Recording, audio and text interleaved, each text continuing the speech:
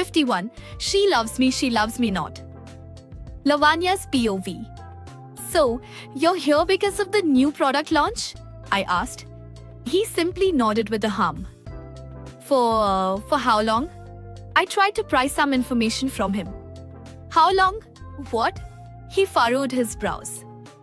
I mean, you're leaving India soon, aren't you? I asked, needing confirmation. Leaning back in his chair, he sighed deeply before countering. Do you want me to leave, Miss Lavanya? No, never. My heart answered instantly.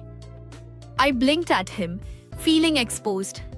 No, I was just asking when exactly you're leaving, I said, avoiding his gaze. And I asked, what do you want? He pressed. What I want? Well, I want you, Mr. Dawson. And here you are, asking me what I want. What an irony. Who am I to say? It's your business, your choice, your decision, I deflected. I want so many things, but I know I can't have them. I could feel his eyes studying me, but I refused to look at him. I'm not leaving India anytime soon, he suddenly declared. Then with a slight chuckle, he added, actually, I lied about leaving India forever. What? He lied to me? I snapped my head up, startled. Whoa, what? But why? Just for fun, he replied casually. Fun? Just for fun? But that wasn't fun at all. That was torture. Oh my God, what have I done? If I had known you were coming back, I never would have said yes to Virat, sir. I would have waited for you. What have you done, sir? That was not fun. My thoughts escaped my mouth louder than I intended. His expression grew serious. What? I've lost everything, Mr. Dawson. And it's all your fault. I wanted to scold him for always teasing me. I wanted to punch him for leaving me alone like that. I wanted to cry in his arms and regret my choices. But I had neither the courage nor the right to do any of it. I opened my mouth to speak, but no words came. My lips moved, yet my voice failed me. I pressed them shut again, swallowing back my emotions. Lavanya? He called my name softly. Do you, want to say something? Yes. I want to say so many things, sir. I know it was my fault for not realizing my feelings for you sooner, but I've never felt this way for anyone before. You are my first love. It took me so long to understand my heart, and by the time I did, you were gone. I thought you left, I whispered, my voice almost a plea. He frowned. I was just teasing you. It's okay. He gave me that gentle smile of his. It's not okay, sir. It's not okay at all. Not anymore. Everything is a mess now. I've already promised someone else to be his life partner. This has become so complicated that I can't even tell you how much I love you.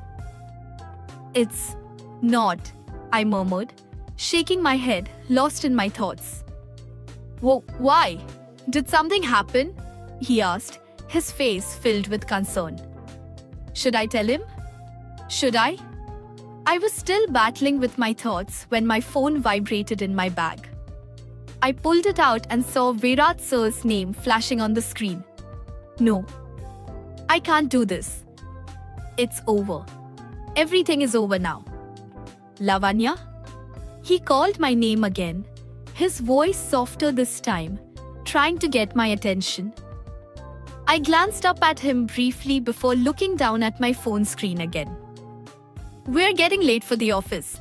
I think we should leave, I said, rejecting the call and quickly sending a message to Virat sir. On my way to the office. Jackie sir drove in silence, though he tried to engage me in conversation several times. I responded only with hums, unable to muster the enthusiasm to say anything more. We reached the office campus, and just as I was about to step out of the car, his hand caught my upper arm. Wait, I froze, my fingers tightening on the car door handle. But I didn't turn to face him. I knew if I met his eyes, I wouldn't be able to resist their pull. "Look at me, love." I clenched my jaw. "Please, sir, don't call me that. It's already difficult enough to keep my feelings buried, but when you say it like that, it's impossible." "I thought we were friends," he continued, his voice laced with gentle reproach. "And as far as I know, friends don't turn their backs on each other." I took a steadying breath before slowly turning to face him. "Can you just tell me what's wrong? You said it yourself. We're friends now." His tone was softer, coaxing. I met his eyes, taking in every perfect inch of his face, and forced a small smile. "Yes, we are friends. Just friends. And everything is fine. I'm just a little nervous about the shoot, sir," I lied. "That's it?" He frowned, clearly unconvinced. "That's what you wanted to say?" There was something in his gaze. Expectation, maybe even hope. But then he released my arm and a strange, hollow feeling settled inside me. Yes, sir," I nodded quickly. His frown deepened. "Sir, we're friends now. Friends don't call each other sir or madam." The words left my mouth before I could stop them. "Oh, really? Then why do you keep calling love? Friends don't do that either. Only love." I froze mid-sentence. "Hey, stupid mouth, what did you do? Why can't you just consult the brain first before speaking nonsense?" His smirk grew as he tilted his head slightly, clearly waiting for me to finish what I had nearly said. Only, other stupid people call each other by such stupid names," I blurted out, mentally face-palming myself. He let out a snort, narrowing his eyes playfully. "Are you calling your boss-cum-friend stupid?" Ignoring him, and the traitorous smile tugging at my lips, I quickly stepped out of the car. He followed me without hesitation. As we walked through the office, I could feel the eyes of our colleagues on us. Their American boss following his Indian secretary so openly wasn't exactly subtle. But Jackie, as usual, seemed completely oblivious, continuing to talk as if nothing was unusual. By the time we stepped into the elevator, I was already feeling awkward. "And before that," he continued, stepping inside and leaning casually against the wall, "you said you wanted to be friends. I'm not stupid, Lavanya. I just love calling you love." He smirked. I rolled my eyes, trying to suppress my blush, and quickly pressed the button for the 4th floor. "And by the way," he added, just before the elevator doors closed, "you still haven't completed the ritual." I turned to him, confused. "Ritual?" He wiggled his eyebrows before pouting at me in an exaggerated manner. I still didn't get it. Then, narrowing his eyes mischievously, he whispered, "Did you forget about the kiss?" Before I could react, he placed his hands on either side of my head, caging me in. I sucked in a sharp breath. With the space between us reduced to nothing, all I could see, all I could hear, all I could feel was him. His sharp jawline was clearly defined, his mischievous eyes held an undeniable spark, and his lips, they looked eager to close the distance between us. His unusually fair skin had a faint flush, as if betraying the rush of blood to his cheeks. Every inch of his face was captivating. My God, he is an incredibly attractive man. No man should be this beautiful. It should be illegal to look this perfect. Suddenly, the lift came to a halt on the 3rd floor and the doors slid open. A loud gasp echoed, followed by a shocked voice. "What the hell?" Both of us snapped our heads toward the source of the voice, Ruhi. She stood frozen just outside the elevator, her wide eyes darting between me and Mr. Dawson. "Oh no, Ruhi!" I turned again, suddenly hyper-aware of how close I had leaned against the elevator wall. completely caged by Jackie's presence. Oh no! My eyes flickered between my position and Ruhi's stunned expression. Jackie cleared his throat, straightening his posture and withdrawing his hands from the wall, slipping them into his pant pockets. "Good morning, Miss Ruhi," he greeted, attempting to sound formal, but there was a faint pink tint to his cheeks. Ruhi, still gaping at us, took a moment before replying, Good morning, sir." She finally managed, though her expression remained utterly suspicious. The doors began to slide shut again, but Ruhi quickly stepped forward, placing her foot inside to stop them. Meanwhile, Jackie pulled out his phone, pretending to be deeply engrossed in swiping the screen left and right as if he had just remembered urgent business matters. How can he act so casually after that? "Lavanya, we were waiting for you. You were getting late, so Virat sir sent me to check if you were in your cabin," Ruhi informed me. "Come with me. The cameraman has arrived and everyone's waiting for you." I was about to step out when Mr. Tornado decided to speak up. "Let them wait a little longer, Miss Ruhi," he remarked casually, barely sparing her a glance. "Miss Lavanya has some very important tasks to finish first." Ruhi blinked at him in disbelief, clearly amused. I, on the other hand, frowned at this American menace. Is he serious? What will she think of me now? Ruhi hesitated, looking back and forth between us, as if debating whether she had just walked in on something she wasn't supposed to see. I wasn't about to let Mr. Dawson have his way with this. "No, Ruhi, wait, I'm coming!" I shot him a pointed glare. "I know what you're trying to do, trying to intimidate her into leaving. Other things can be handled later," I added firmly. Jackie pursed his lips into a thin line and looked away, feigning innocence, like the perfect little angel he absolutely was not. Ruhi's skeptical gaze flickered between us again before she finally nodded. "Let's go, Ruhi," I said, stepping out of the elevator. Just as I exited, I heard a suppressed chuckle from the devil himself. "Have fun, Miss Ruhi," he teased, his amusement evident in his tone. Ruhi shot me a bewildered "what did I just walk in to look?" and I sighed.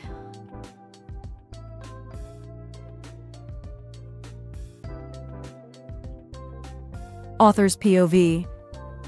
You just need to sit here and give me a few different expressions. Smiling, sorrowful, laughing, angry, while looking directly into that camera, the cameraman instructed, gesturing toward one of the cameras. Lavanya's eyes flickered to Virat, who was watching her with an encouraging smile. "Okay, ready?" the cameraman asked, stepping behind the camera. I'll try," she replied with a hesitant nod. She was seated on a stool as bright studio lights flashed onto her face. Squinting slightly, she shut her eyes for a few moments, adjusting to the sudden glare. When she opened them again, she saw 4 or 5 people behind the camera, their expectant gazes fixed solely on her. A nervous lump formed in her throat.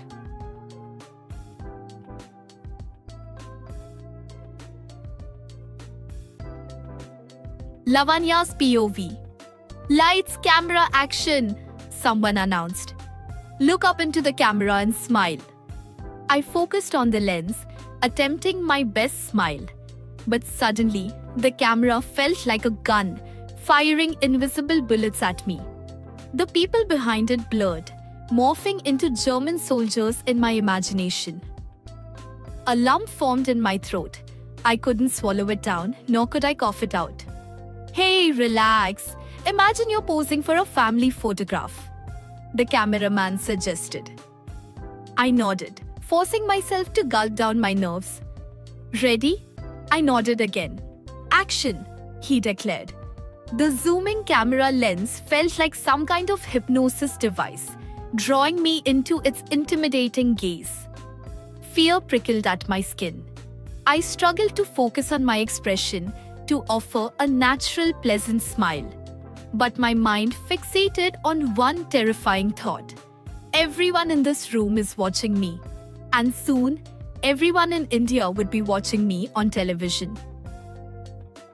Mom, you're too aware of the camera. Just think of something happy and smile like you normally do. The cameraman advised. Think of something happy? I couldn't. Not with that gun-like camera pointed at me.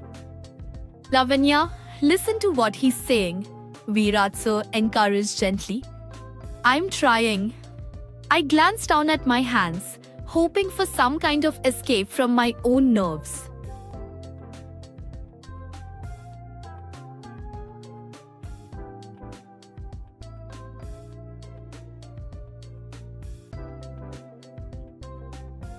Jackie's POV. Good morning, sir, James greeted as soon as he picked up my video call. Is someone there with you? I asked. No, why? He glanced around his room confused. Then why the hell are you calling me, sir, in your own house? Oh, he chuckled. Well, you called, and when Jackie Dawson calls, it usually means something important. Yeah, I mean, it is important, but not about work. I avoided looking directly at the screen. James smirked. Something important that's not work. For Jackie Dawson? Now that's interesting. He grinned mischievously. Let me guess what it could be. He tapped his index finger against his cheek, pretending to be in deep thought. Will you cut the crap? I really don't have time for your stupid drama, I snapped. Still smirking, he leaned forward. All right, let's hear it. Your romantic drama. I cleared my throat. She came to my house today, made breakfast for me, and told me that I'm her friend. There was a brief silence.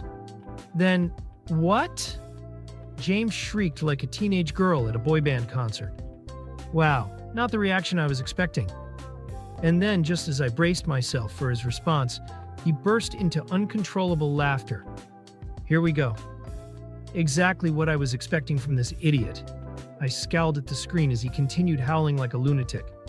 I tried to speak, but he lost it again, clutching his stomach and rolling on his bed.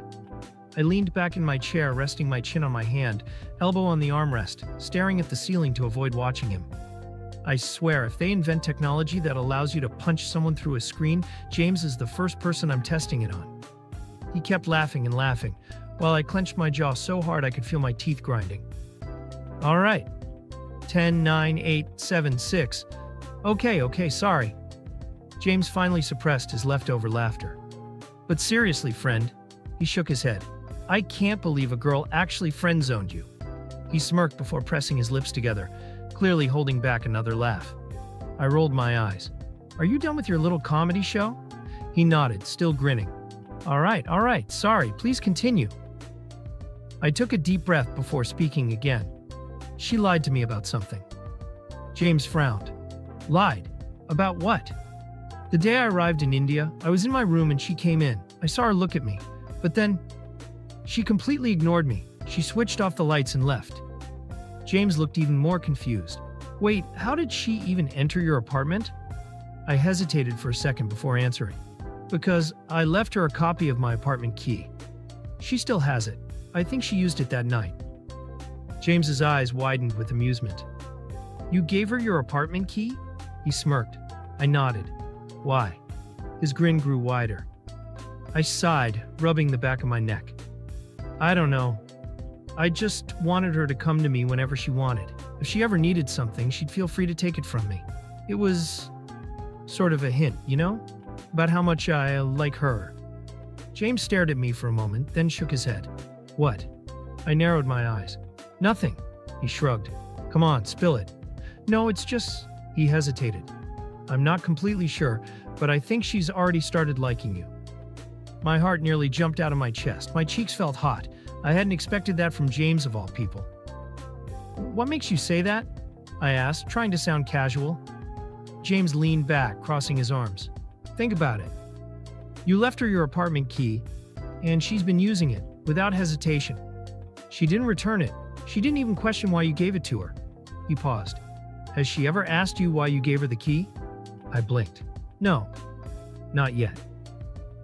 He nodded slowly, deep in thought. James, what exactly are you trying to say? I think she's been sneaking into your apartment a lot when you weren't around. She must have been thinking about you constantly while you were gone. She missed you. And when she finally saw you in your room, she ignored you because she thought she was imagining you, he said, like he had just solved a major mystery. I frowned. That is the most ridiculous thing I've ever heard. What am I, a ghost? James shrugged. Then explained why she lied when you asked her about it. That made me pause. Why did she lie? James smirked, looking triumphant. Man, I think this girl is already in love with her boss. He nodded to himself like he had just cracked a code. You just need to make her admit it. My heart pounded at the thought. Could she really? James suddenly asked, where is she right now? I sighed, feeling exhausted just thinking about it. With her friends. I leaned back, twirling the paperweight on my desk. Rui took her to that jackass for her screen test. James furrowed his brows. Screen test? You mean that manager guy she left with last night? I nodded, avoiding his gaze. I overloaded him with work to keep him busy, and he got back at me by casting Lavanya as the model for the ad campaign. James's jaw dropped. What? Yeah, today's her screen test. But why the hell did you agree to that? You could have just said no. What was I supposed to do? Everyone agreed, including Lavanya. I sighed, my voice dropping lower. And I couldn't say no to her. Not after she told me she was doing it for me. James's face lit up. She said that? For you? Yeah, for me, I scoffed. As a friend and for my company. Because she's a loyal employee. James smirked, shaking his head. Right. Just a loyal employee. Oh, so they're together right now? James asked. Who? I frowned, not immediately catching on. He rolled his eyes. Your girl and that jackass.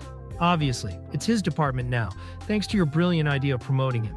I told him to handle it, which, in hindsight, was my stupidity. Then why the hell are you wasting time talking to me? He snapped. Go. Interfere. Break them apart. Don't give him a chance to steal your girl, man. How am I supposed to go there? It's his department. It's your company. James cut me off. The entire office belongs to you. You are the boss. I blinked. Damn right. How the hell did I forget that? You know what? You're absolutely right. I smirked. It's my damn company. I can go wherever I want, and no one can stop me. Exactly. James grinned. Now go. I will. Talk to you later. I was about to hang up when he suddenly shouted, Wait. What now? I groaned. You mentioned your girl has a friend named Rui, right? Yeah. Is she hot?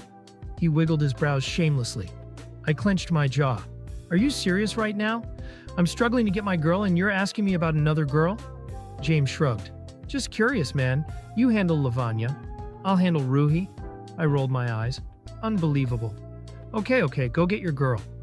He waved me off, still grinning. Shaking my head, I hung up. Time to end this nonsense. You better watch out, jackass.